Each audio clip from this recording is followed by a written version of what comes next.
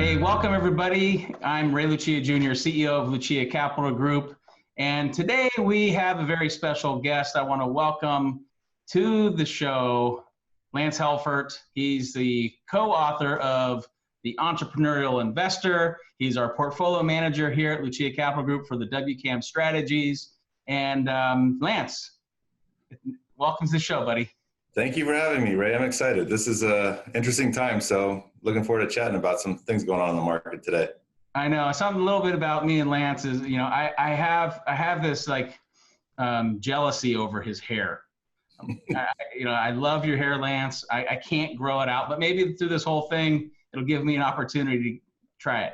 Now's the time to try it. Mine is extremely long, and I actually need a haircut, so now's the time to do it. I think you should go for it. Well, we'll see. We'll see. So, Lance, you've been doing this a long time. You wrote this book. I don't know. It was probably over a decade and a half ago. You've been through, kind of the ups and downs of the dot-com bubble, 9/11, the Great Recession, and right at the very beginning of your book, what I really like is this whole concept of entrepreneurial investing. You talk about seeing things for yourself and cool heads prevail and sticking to what you know and diversify enough to mitigate the risk, but concentrate enough to amplify the results. And so, I wanted to get some takes from you on what's going on with the markets and through this whole coronavirus thing. And so let's just talk about, we've been hearing a lot about, flight to quality or flight to safety. What are your thoughts about that? Yeah, a lot of people now, the talking heads on TV are talking about a big rush of flight to quality and flight to safety, like you said. And I think for us, we don't ever want to have anything other than quality companies in our portfolio. So flight to safety is a little bit different. There's times that maybe people put more risk on their portfolio, and that makes sense. But I don't know, I guess the opposite of flight to quality would be flight to mediocrity or flight to poor quality businesses. Not something that we ever would want to do. We like good, stable businesses with recurring revenue. Most of them pay a nice dividend or distribution of some sort, buy back shares, high inside ownership, just real quality international companies that get their revenue from all different types and sources. And they usually are the leader or number two in whatever industry or business that they might be in. So it's something that we've always done, and it's served us well over time. If you buy it at the right price, times like this, or times like you said, the Great Recession or 9/11, and people kind of panic, and we can maybe trim some of the stuff that we have and buy something else that gets mispriced. So we've always been really a strong believer in quality, high value type businesses. And those types of businesses obviously help, when you talk about, in your book about cool heads prevailing, right? Like when you own good quality companies with recurring revenue, makes it a little bit easier to do that, right?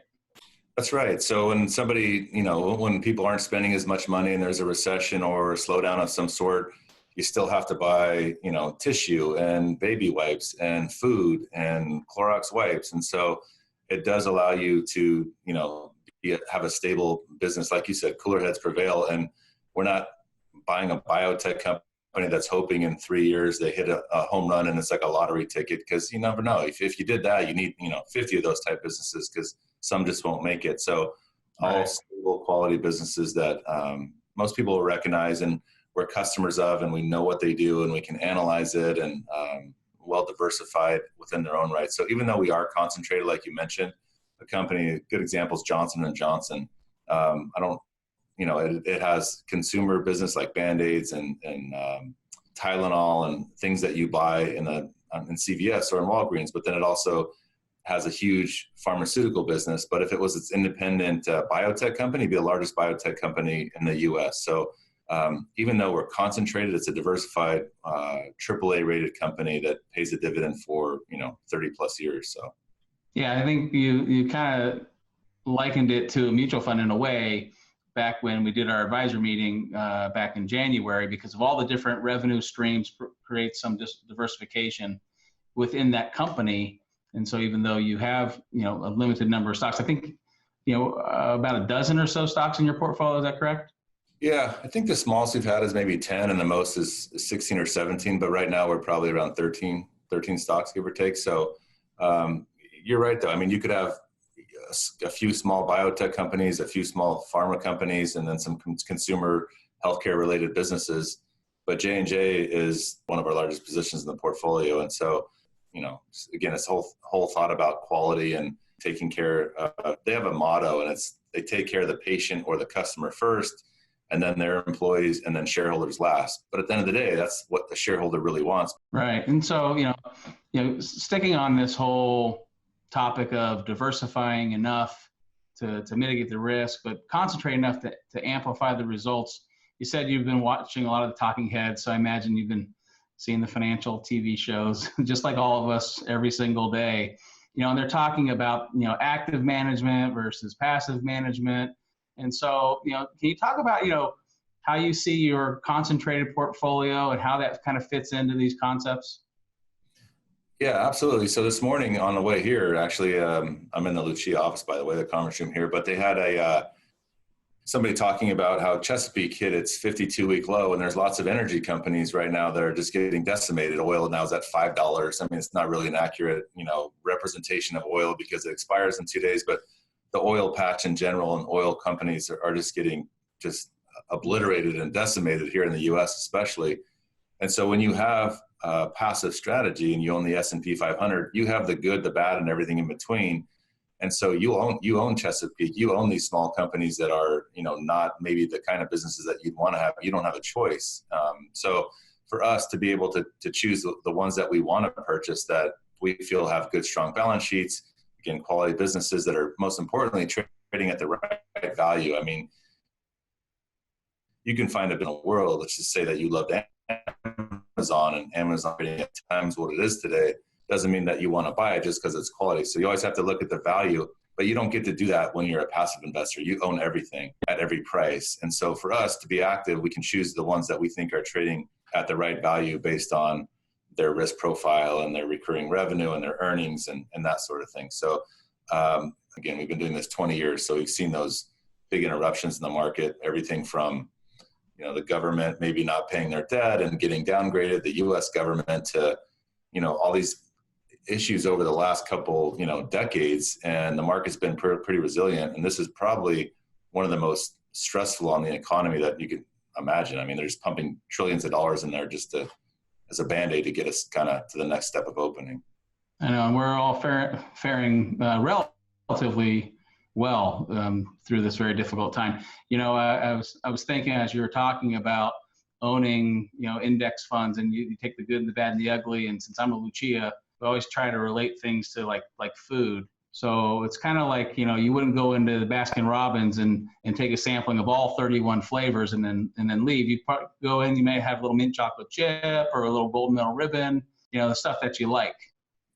Yeah, that's a great way to put it. You go to a restaurant and they've got cuisine from all over the world in there. And the first place is, from Italian food, and then they've got, Mexican food, and they got Spanish, and then they've got Asian food. And then you're like, okay, they don't specialize in anything. And so, that kind of goes to what we're saying. We'd rather have a business that knows what they do and go to a restaurant that is an Italian restaurant that specializes in Italian food. So yeah, it's a good way to put it. Hey, I had to give it a shot.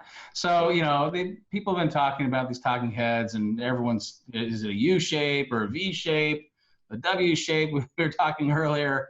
Now, someone's probably getting some free Nikes, but now they're talking about a swoosh type of recovery. I mean, what are your thoughts on how you see the economy recovering? Yeah, it's probably the most important question right now, because every meeting that I start, whether it's an investor, a client, or at our annual meetings and group meetings, are the market. The one thing the market doesn't like is uncertainty. So they would rather know what the absolute worst news was, no matter what it is, whether it's a financial crisis or a pandemic like this or whatever the case is. They just want to know what the worst news is. They just don't want the uncertainty. And so right now there's so much uncertainty as to when we'll open. I kind of think that a lot of people are looking at the stats that are coming out about hospitalizations and deaths, and it's not worst case scenario. So the market's traded obviously a lot higher. But as far as the economy opening, I think there's two parts. It's like, when does it actually open? But then when does it open and become normal? So If it opens on May 15th and all of a sudden, people are kind of slowly dipping in and they're going to restaurants, but there's, 25% of the capacity because of rules and regulations. It's like, when do we get back to the normal economy and a normal environment? And I think that's the key. If it's what is the new normal? They keep talking about new normal. Is it really the old normal or some modification of that? I think it is going back to similar to where we were. So you've got everything from, everybody's a trainer at the gym, to a hairdresser, to a barber, to somebody that works in a restaurant. They're all forced to be shut down right now. So I think if we get back to, when we reopen, if 10 or 15% of businesses don't reopen, which is, say you have a small little restaurant, it's a tough business already, and you've got to start over, then, that's okay, as long as we know what that is. And I think the new normal is getting back to close to what it is, and people not wearing masks. And I mean, I've been reading a lot about the restaurant business, and they're talking about potentially having everybody be 6 feet apart, no more groups, no more than 4 in a group, no cash at restaurants, and all ordering online, disposable menus where you can't have menus. So I think that all those things that are so uncertain, once that gets clarity, the market will price it and deal with it. It's just that unknown quantity of what that is and what that looks like. So I kind of think it's a W-shaped recovery where, we'll have these ups and downs through the part, because there potentially is going to be, more cases in certain places that haven't had them. There's going to be people that are, not thinking about the way that they used to shop or buy or eat. And so we'll get these spikes up and down, but there'll be optimists, and there'll be pessimists, there'll be good news, there'll be bad news, right. Kind of that yin and yang going back and forth. So, you've been managing money for a long time, and, we get this question a lot, how is or does your process change or evolve, when these types of things, these market shocks happen? The process really is, it changes based on volatility. And we've talked about that with some of the advisors here and some of our clients. If the market is very stable and it just goes up and down a little bit like that, and there's not really a lot to trade, but when there's extreme volatility, I think the market went down 36% faster than it ever has, even than in the Great Depression. Right. And so you get these kind of spikes up or down, and then it allows you to take a position that maybe doesn't get punished as much for whatever reason, because it is a quality company or because it's a large cap. And if everybody's selling, then obviously small cap and mid caps will likely do worse. Then it allows us to trade into some names that maybe got unfairly punished. And so the process really is similar. I just think there's a lot more activity in trading in this type of environment. And a good example is we've traded more in this first quarter of this year than we probably have in the last 3 or 4 years combined. There's been years when we haven't added a new name or sold a new name, but we always trim it out at some point in the year. But this year, we've already gotten rid of 2 names in the portfolio. 1 was bought out, and then we've added 3 new names. So it allows us to really take advantage of the discrepancy in prices. So for us, it's unnerving, as a portfolio manager and as a client and investor. But as long as you have that long-term, outlook and horizon, and you've got your, like bucket 1 and your bucket 2 and bucket 3, and that you don't need that money in bucket 3 for a long time, it allows you to take advantage of that. And I think that's a great way to end it. Here at Lucia Capital Group, you've got all these different pieces of the advice team, the advisory team. You've got your financial advisor, you've got, Rick, the Professor Plum, who's kind of our chief financial planning officer, helping our financial advisors. You got our portfolio managers like Lance, all working together to coordinate a financial plan and an investment strategy to help you meet your goals long term. So, when you're talking about the buckets, always a little special place in my heart when I hear our team members talk about that. So, Lance, any final thoughts you'd like to share with anybody, just in the markets in general, or dividends or interest rates or anything else that you'd like to leave us with? I'd say a lot of people, again, on TV today are saying, don't fight the Fed. The Fed is doing all they can. They're acting much quicker than they did in 2008 and 2009. So they're doing all they can to provide Band-Aids to get us back to that normalcy we're talking about. Interest rates are extremely low. The 10-year Treasury, I think today, is under 70 basis points. And so you have to look at what the alternatives are to investing as well. And so if you trade into something where you're getting 0.5% for 10 years versus where the market is today, just take the long-term focus and don't worry about the ups and downs, and don't try to time and guess the market. Just stick with your plan. That's some great advice.